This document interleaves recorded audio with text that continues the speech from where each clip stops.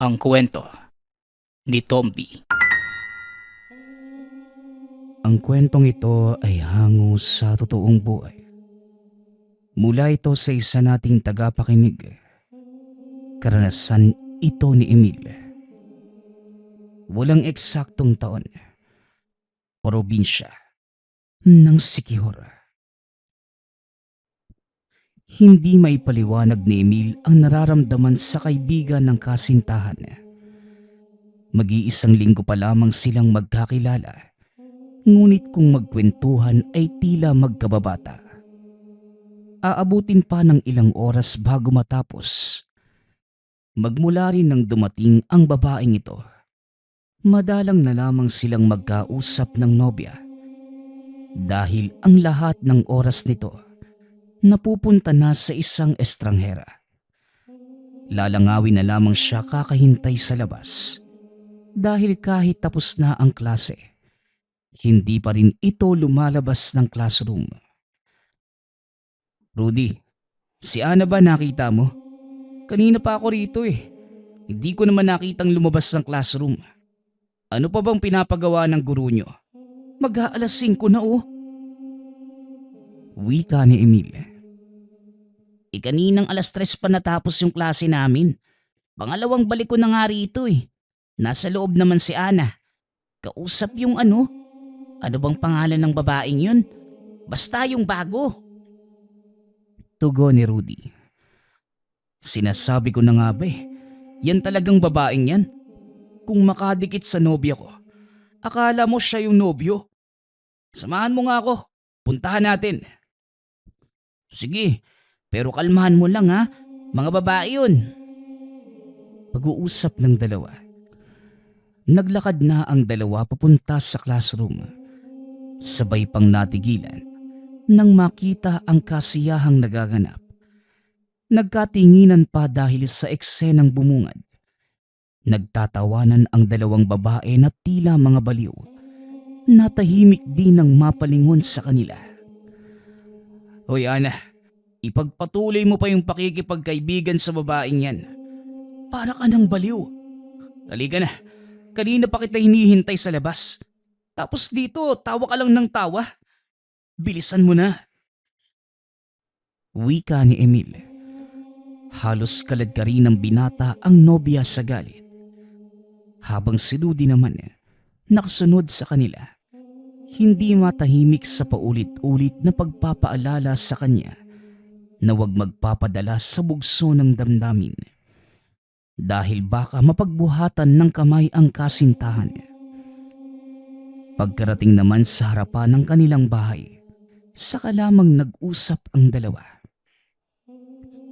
Ano bang problema mo? Kitang kausap ko pa yung tao, bigla-bigla kang mang-iistorbo. Ano ba, Emil? Wika ni Ana. Hinaan mo nga yung boses mo. Baka madinig tayo ni nanay at ng nanay mo. Ana, duda na ako sa babaeng yun. Kung makadikit sa'yo parang siya pa yung syota mo eh. Ano ba?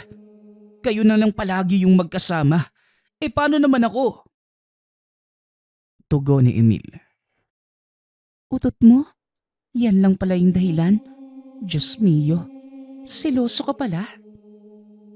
Hindi, pero nakakabahala na eh. Dikit ng dikit sa'yo yun. Malay mo ba kung nagkakagusto siya sa kapwa niya babae? Maagaw ka pa sa akin. Nako, Rudy, pakiuwi nga itong pinsan mo. Ayoko siyang kausapin kung ganyan siya mag-isip. Saka na lang kapag nakabalik na siya sa tamang wisyo. Aba, Ana, bumalik ka rito. Nag-uusap tayo eh. Hoy! Wag na pare. Ikaw talaga. Yun lang pala yung dahilan mo. Sa dinami-rami ng kaibigan ni Ana, doon ka pa talaga sa bago nagselos? Ano yun? Pili lang? Siya lang din naman kasi yung naiiba eh. Tignan mo, magmula nung nagkakilala sila, sila na lang yung palaging nagkakasama. Pati nanay ni Ana, nagtatanong nga sa akin kung nagkahiwalay na ba kami. Dahil parang lumalayo na eh. Yung paraan ng pakikipag-usap ng babaeng yun, parang inakit niya si Ana. Tama ba yun? Pare, masyado ka lang maraming iniisip. Saka ang layo naman ng sinabi mo. Imposibleng magkagusto si... Ayun, Lena. Lena pala yung pangalan ng babae. Imposibleng magkagusto sa kapwa niya si Lena.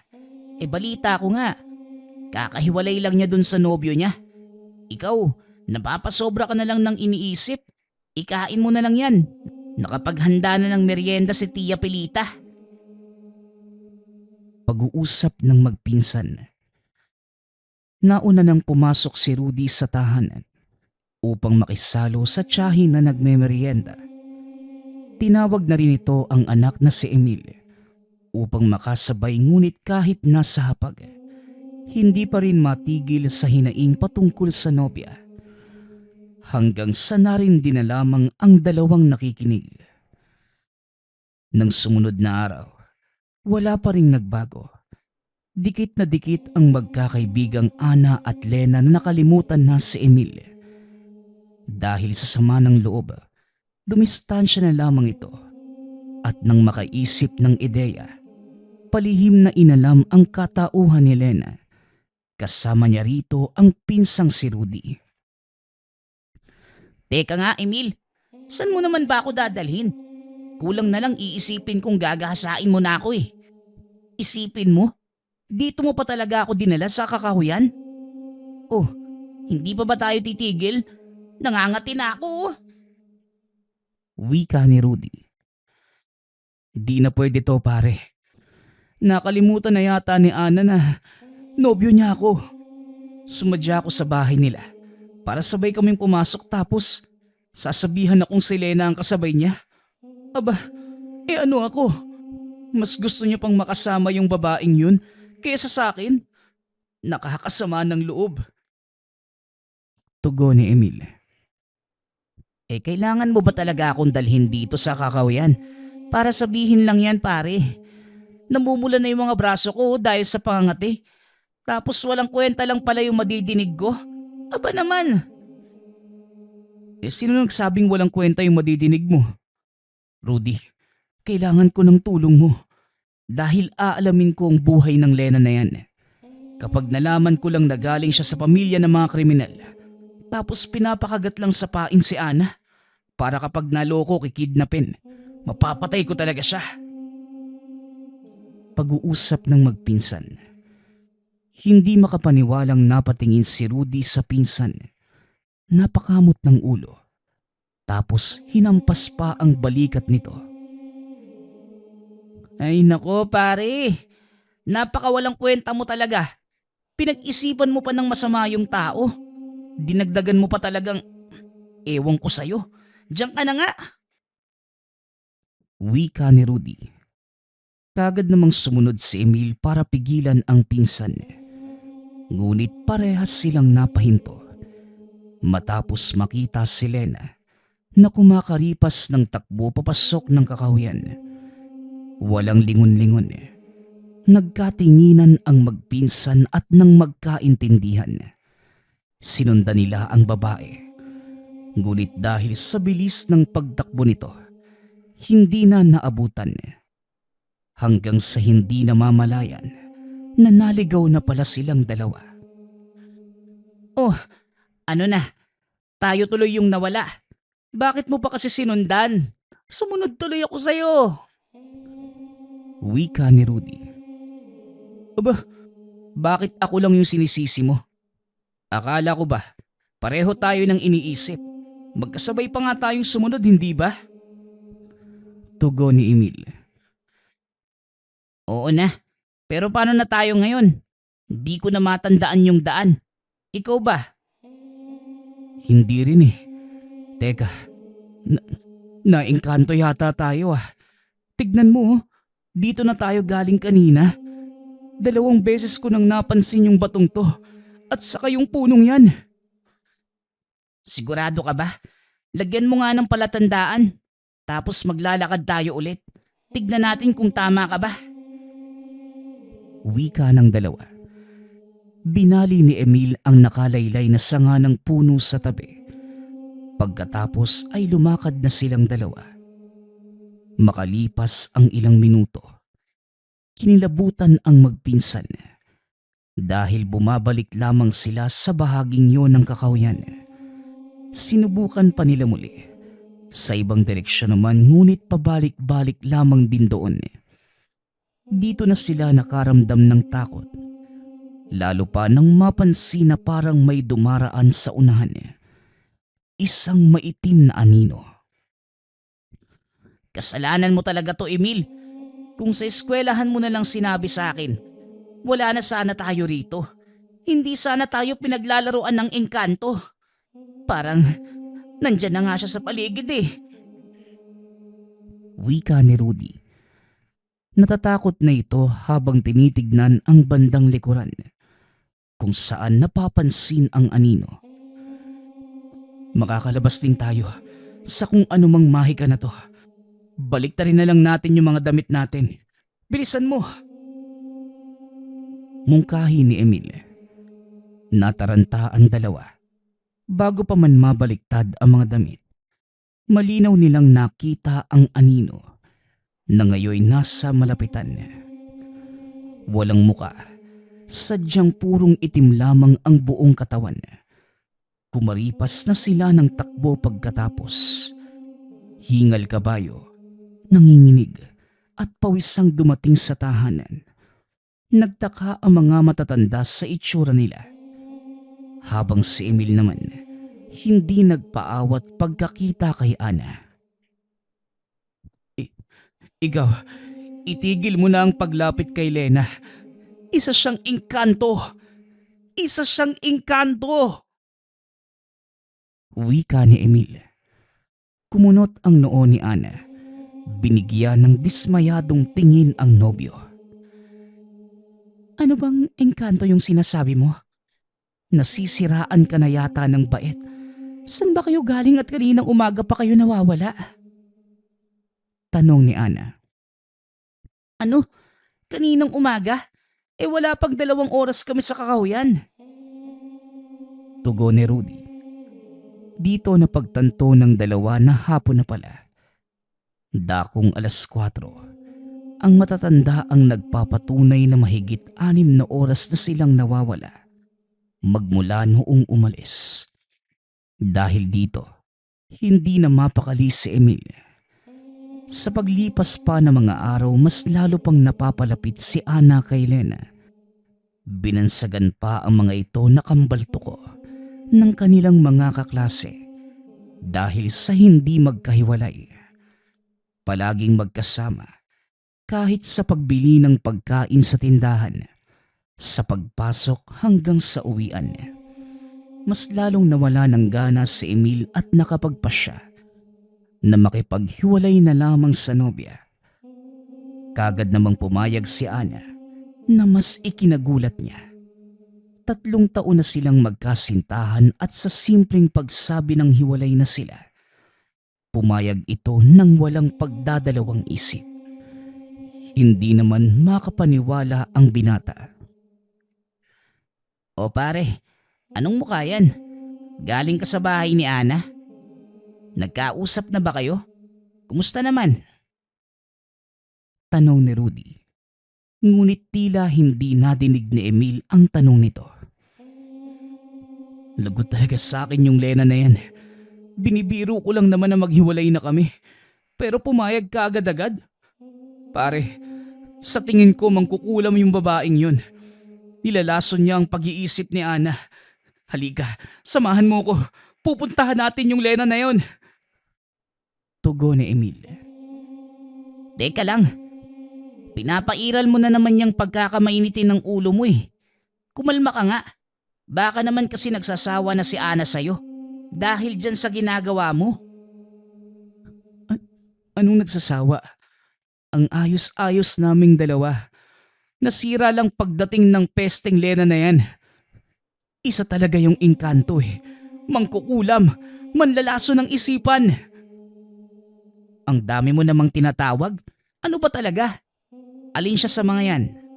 Emil pare, alam kong masakit hiwalayan pero wag ka naman maging ganyan. Nagkakasala ka sa mga tao eh. Pinaparatangan mo ng kung ano-ano. Alam mo, Rudy, ang bobo mo naman. Hindi ako nasaktan dahil pumayag si Ana na magkahiwalay kami. Alam kong hindi siya yun. May sumasanib na sa katawan niya, kaya nagiging ganto. Ngayon, mas iisipin ko pang ikaw yung nasisiraan ng bait. Kung ano-ano na yung pinagsasasabi mo.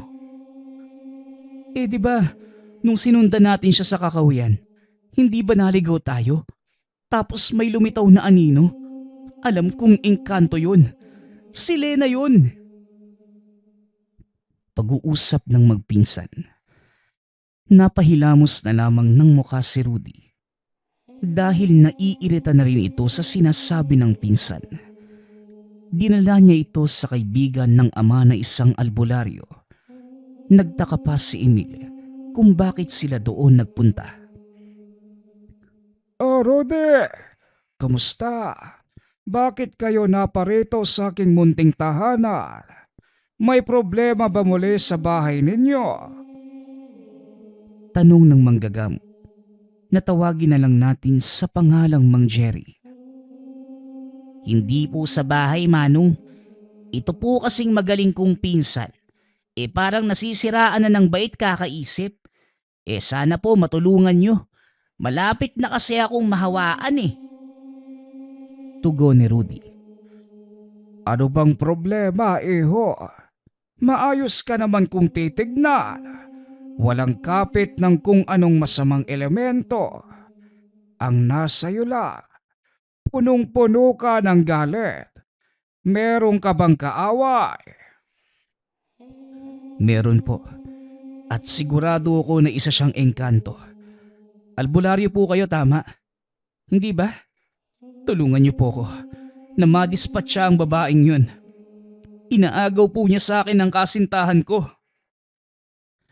Engkanto, babae, inaagaw ang kasintahan mo.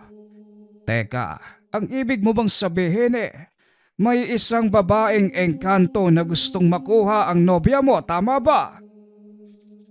Hindi ho kayo nagkakamali, Manong. Yan nga po talaga. Paano mo naman nasabing engkanto? Nakita nyo ba? Nasaksihan mismo. Kung oo, ilarawan nyo nga ang kaanyuan niya. Tanong ng manggagamot. Ngunit natahimik ang dalawa. Dahil ang totoo, hindi pa nakaharap sa malapitan si Lena. Nakikita nila ito ngunit distansya lamang. Kaya hindi gaanong mailarawan ng tama kahit si Rudy nakaklase. Pero minsan ko na pong narinig sa aking mga kaklase na wala siyang malalim sa bibig niya. Yung buhok po niya medyo kulay ginto. Kakaiba rin yung kulay ng mga mata. Tapos maputing maputi yung balat. Wika ni Rudy. Napaisip ang albularyo at nagtanong pa ng karagdagang kaalaman. Mga napapansin nila sa nasabing babaeng engkanto. Nagsalita naman sila. Ikwinento ang nangyari sa kakahuyan. Upang masigurado nagsagawa ito ng pagtatawas. Ilang minuto lang ang itinagal. Sa wakas, nalaman din nila ang totoo.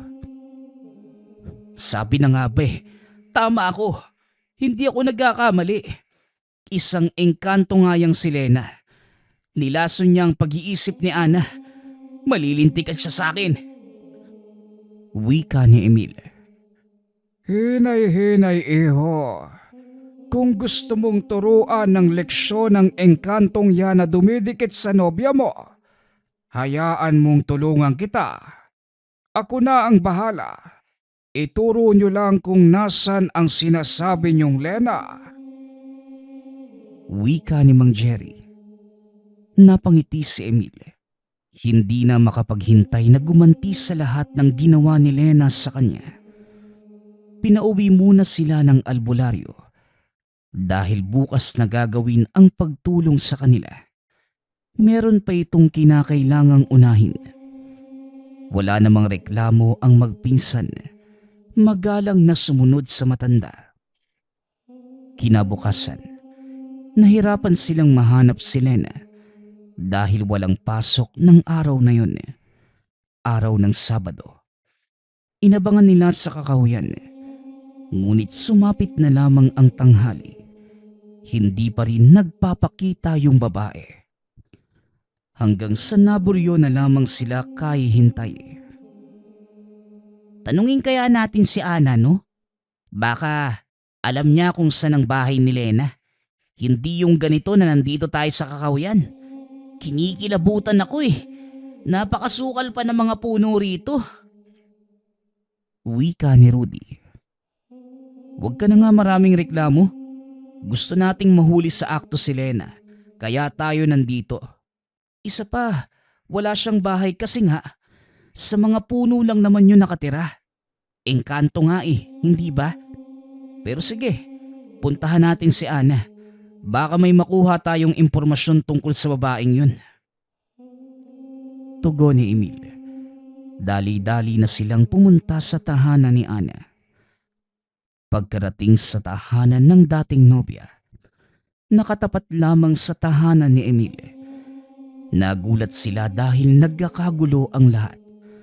Ang mga matatanda, may kung ano nang pinagsasasabi tungkol sa engkanto at nawawala ang dalaga.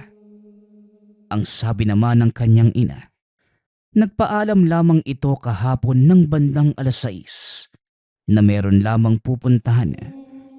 May kasama itong babae ngunit hindi nila matandaan kung sino.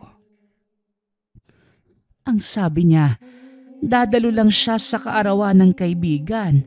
Sinundo pa nga rito sa bahay.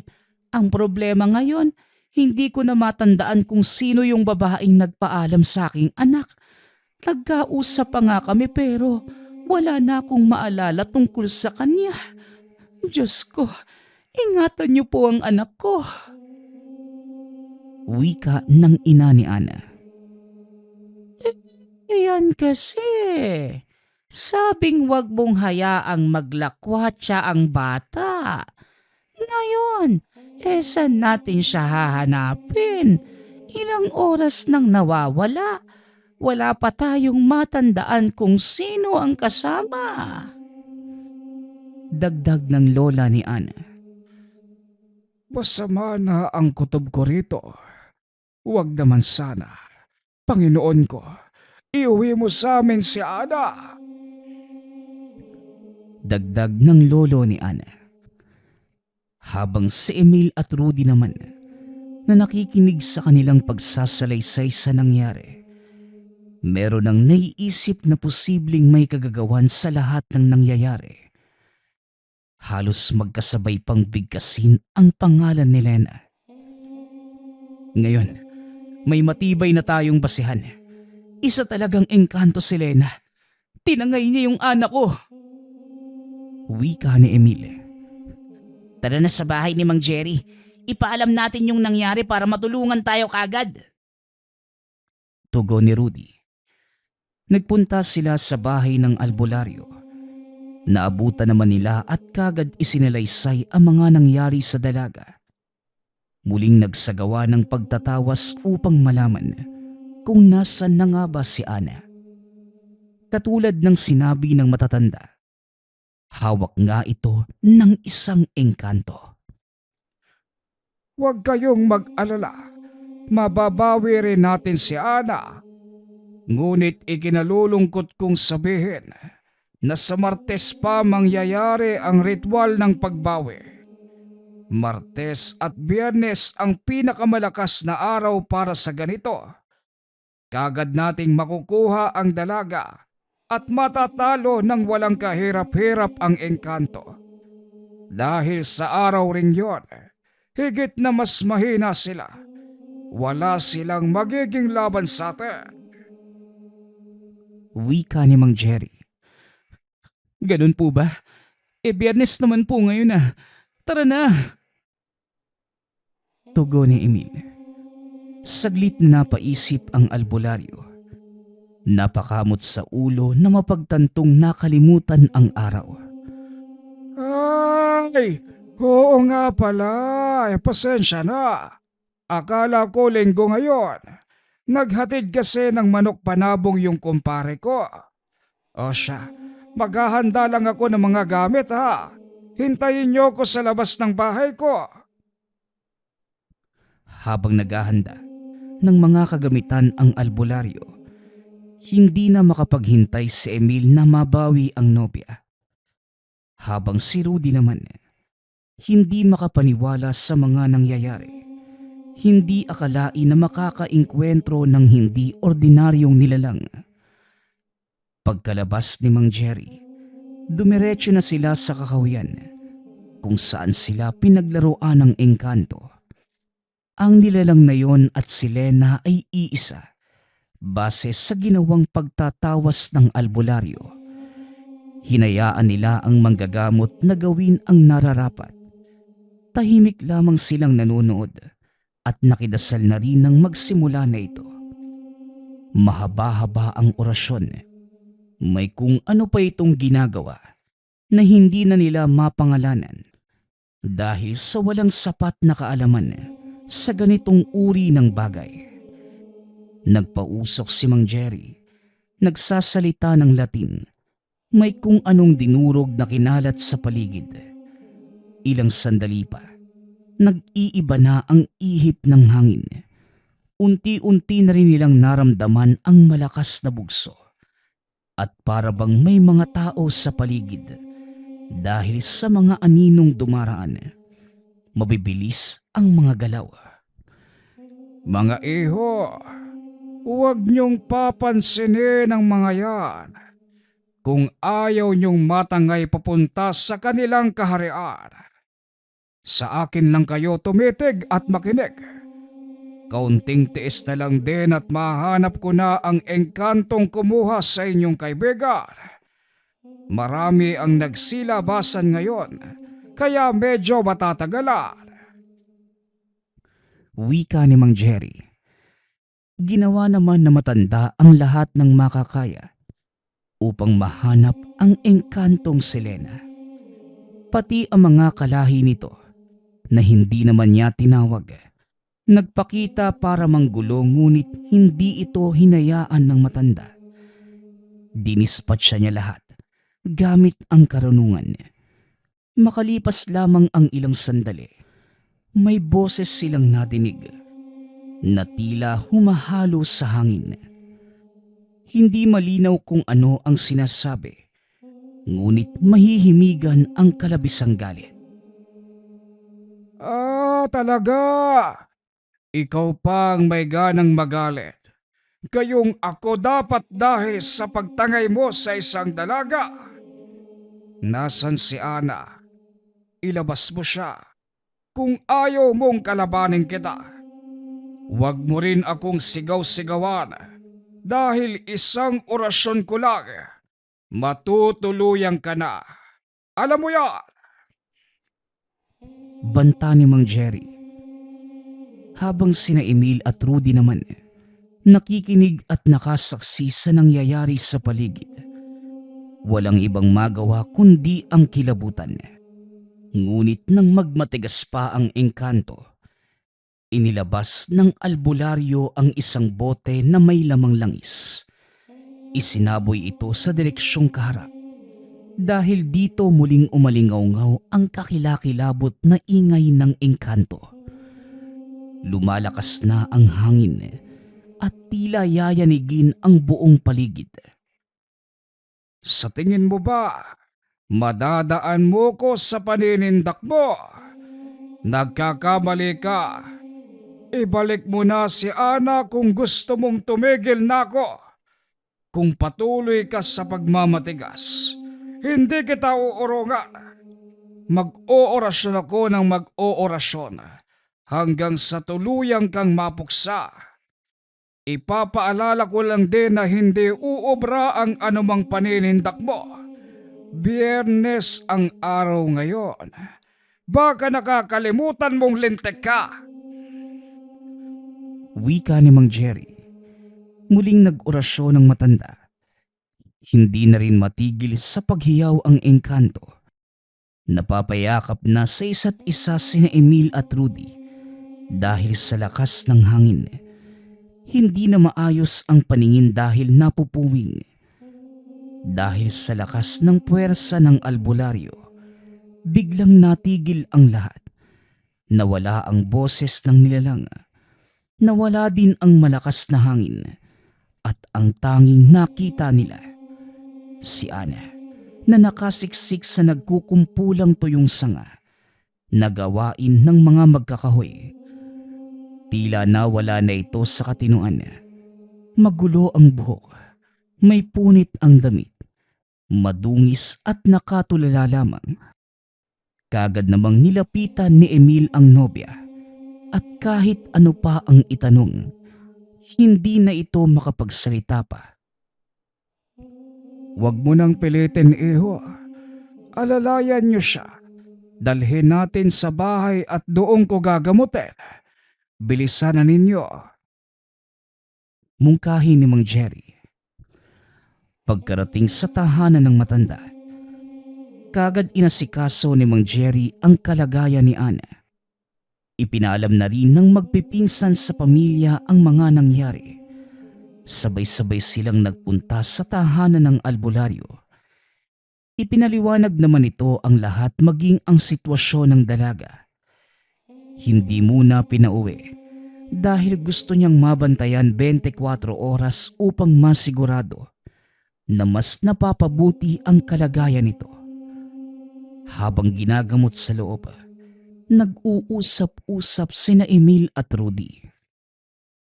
Oy Rudy, balita ko, nagkagusto ka pala kay Lena noong una kayong nagkita.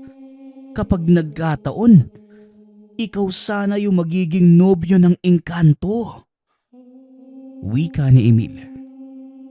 Ay nako, makikichismis ka na nga lang, mali pa. Si Lander yun, hindi ako. Alam mo naman, kahit kailan, hindi ako magkakagusto sa isang engkanto, no? Saka, grabe yung nangyari sa nobya mo. Mabuti na lang naisip ko kagad si Mang Jerry, kaya nabawi pa natin siya. Kakaiba talaga yung mga nilalang, no?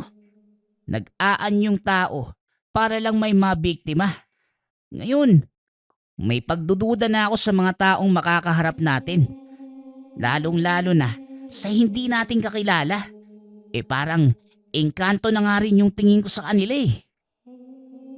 Tugon ni Rudy. Yun na nga eh. Pare, salamat talaga ha. Kung hindi dahil sa tulong mo, tuluyan na sigurong nawala sa atin si Ana nang hindi natin namamalayan. Oy sus, walang anuman yun. Kahit hindi ka humingi sa akin ng tulong, tapos malalaman ko na naengkanto siya, tatawagin ko pa rin si Mang Jerry. Albularyo yun eh. Isa pa, sino pa bang magtutulungan sa atin? Tayo-tayo lang din naman, di ba? Pag-uusap ng magpinsan. Makalipas ang 2 araw, unti-unti nang nanumbalik ang lakas at sigla ni Ana.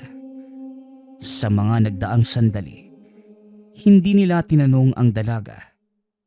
Iniiwasang mapagod kakaisip dahil wala namang maalala. Ngunit ngayon, sinubukan ni Emil. Nagbabaka sakaling may sagot na ito. Ana, alam mo na ba yung kalagayan mo? Hindi ba? Magtatanong lang sana ako ha. Yung babae ba na nag-aya sa'yo? Yung bago niyong kaklase? Si Lena? Naaalala mo ba siya? Tanong ni Emil. Hindi kagad nakasagot si Ana. Makikita sa mukha nito ang pagkunot ng noo. Sige. Hindi bali na. Huwag mo na lang sagutin. Mukhang pati alaala mo sa mga oras na yon, binura ng engkanto. Ayos na din, para hindi ka na matakot kapag naalala mo. Dagdag ni Emil. Naaalala ko ang lahat ng nangyari. Pero yung pag-imbita sa akin, hindi. Naaalala ko, may kasama akong nagpunta sa Kakahuyan. Tapos may bahay doon. Sobrang laki. Pumasok kami.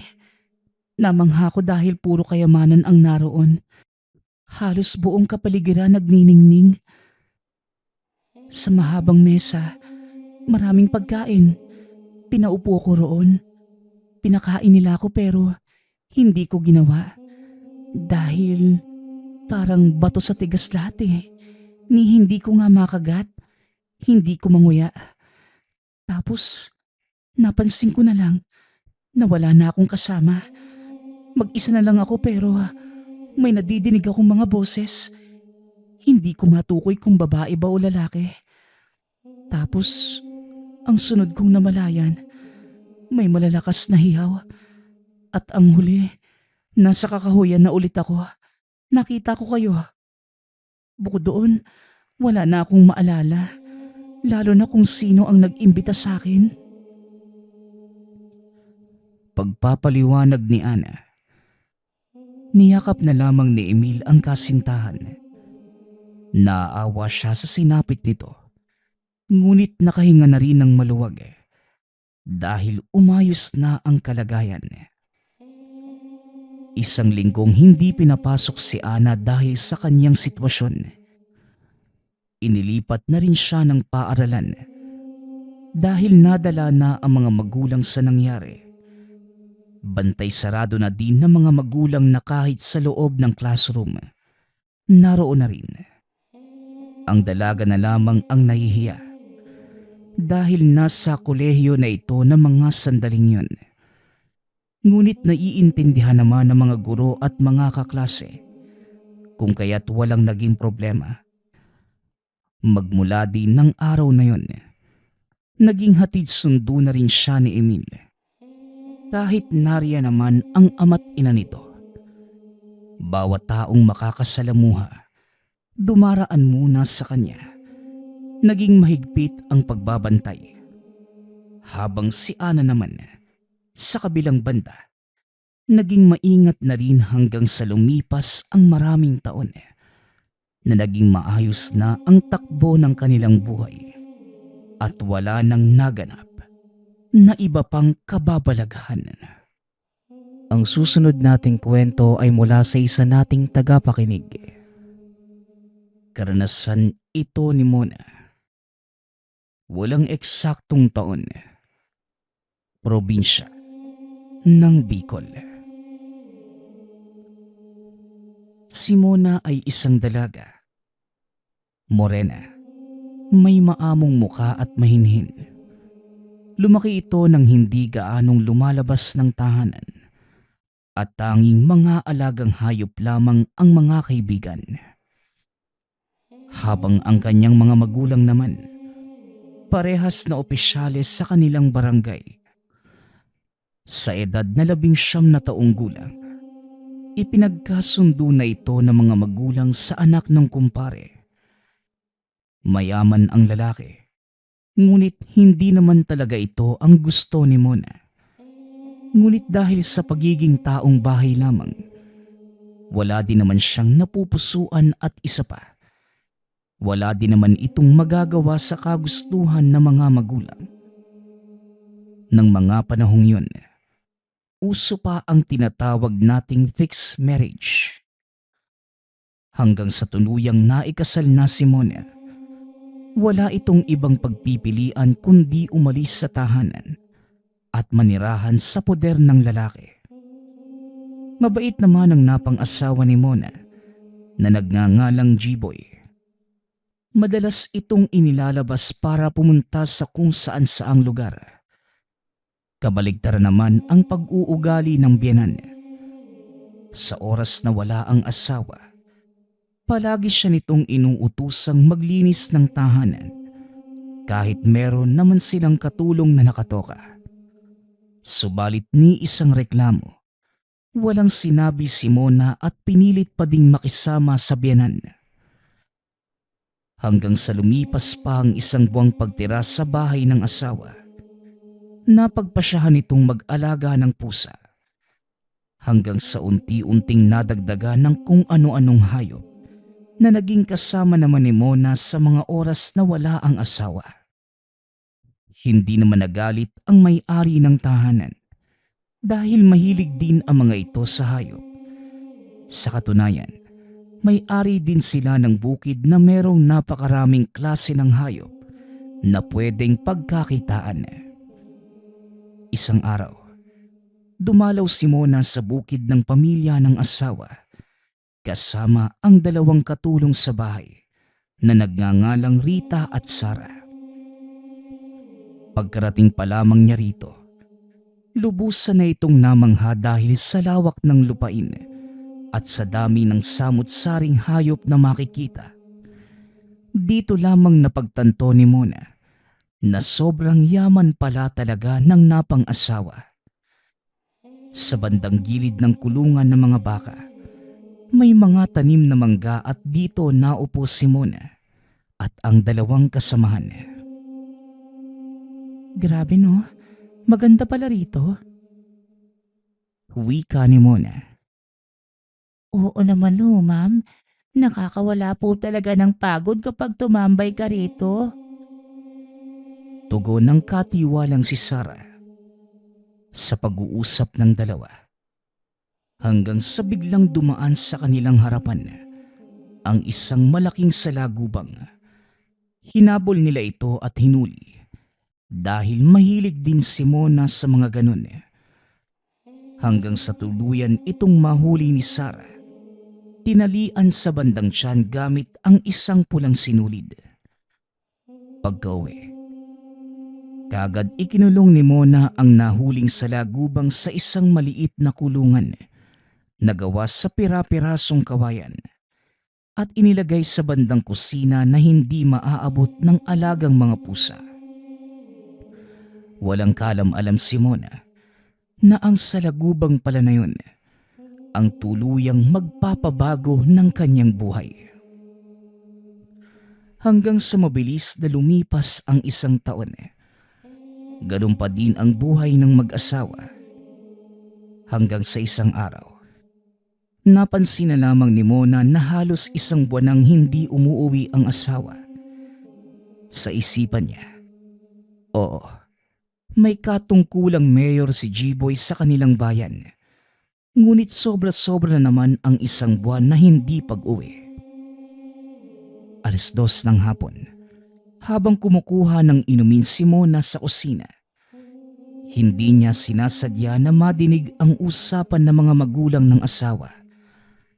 Ayon sa mga ito, may bago nang kinakasama si G-Boy.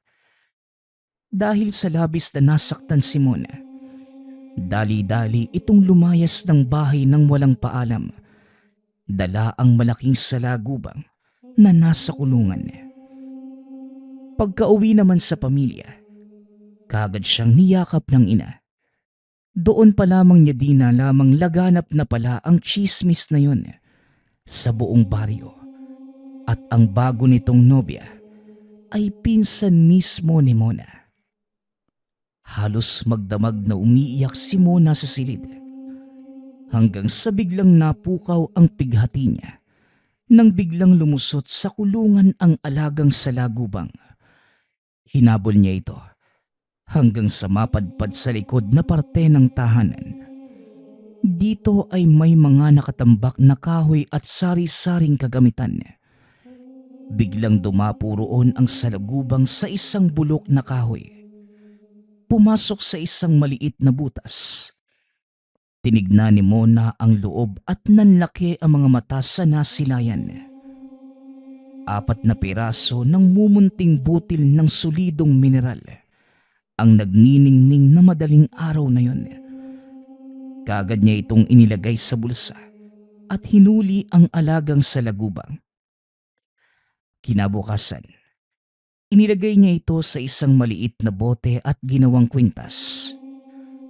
Habang nakaupo sa balkonahe, tinignan niya ang ina na nagdidilig ng mga halaman. Bigla niyang naisip na uutusan siya nito na mag-igib ng 1 baldeng tubig. Bigla na lang nagsabi ang nanay ng, "Anak, iigib mo nga ako ng 1 baldeng tubig. Pakibilisan at maliligo ako." Laking gulat ni Mona na nangyari ang iniisip. Kinabukasan, Sumama naman ito ng palengke para tulungan ang ina sa pagbibitbit ng mga gulay. Halos mabaliw na mga oras na yun si Mona sa dami ng nadidinig na iniisip ng mga taong makita.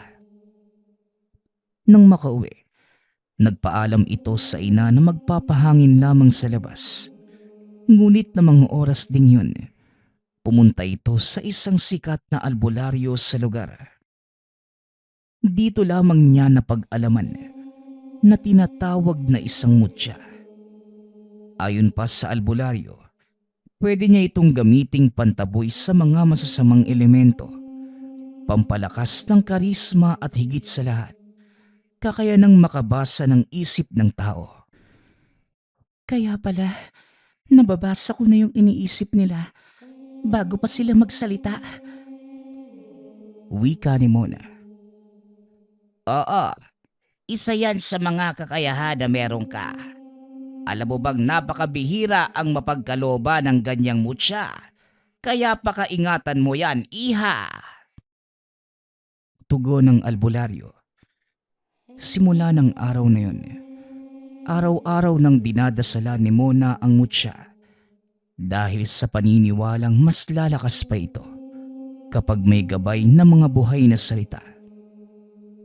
Ipinagpaalam din ni Mona sa mutya na gagamitin niya ito bilang isang instrumento sa pagtulong sa mga tao. Hanggang sa mabilis na lumipas ang ilang buwan, nagkaroon na si Mona ng isang silid sa kanilang tahanan para pagdausan ng ritual kapag may pasyente. Naging bantog din sa baryo nilang manghuhula. Natatawa na lamang ito kapag sinasabihan siya na isang mahusay na manghuhula sapagkat alam niyang ang lahat ng ito ay dahil lamang sa gabay ng mutya at hindi sa sariling kakayahan. Magpas hanggang ngayon, isa pa rin itong sikat na manghuhula at manggagamot sa kanilang baryo sa edad na 100 taong gulang. Minsan talaga sa buhay natin, may darating na isang mabigat na suliranin. Hindi yon para pahirapan tayo, kundi para maging instrumento na babago sa ating buhay. Kaya sa ating mga tagapakinig, palagi tayong magpasalamat sa Ama. Nagpapasalamat nga pala ako sa lahat ng sumusuporta sa ating channel. Nawa ay patuloy niyong suportahan at pakinggan ang ating mga kwento. Hanggang sa muling pakikinig. Paalam.